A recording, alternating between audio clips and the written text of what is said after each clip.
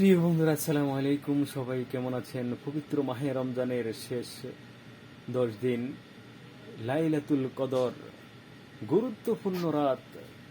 সেই লাইলাতুল কদরের দোয়া হচ্ছে বিসমিল্লাহির রহমানির রহিম।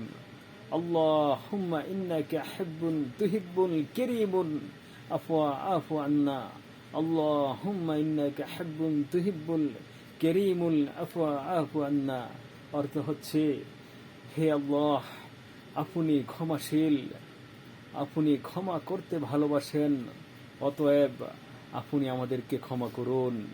এই দোয়া বেশি বেশি পাঠ করুন।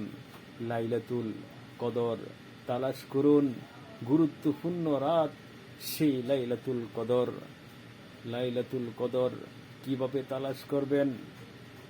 শেষ 10 দিন আপনি বেজর রাত্রে লাইলাতুল কদরকে আপনি তালাশ করুন। ইনশাল্লাহ এই বেজর রাত্রে আপনার লাইলাতুল কদর নসিব হতে পারে ইনশাআল্লাহ।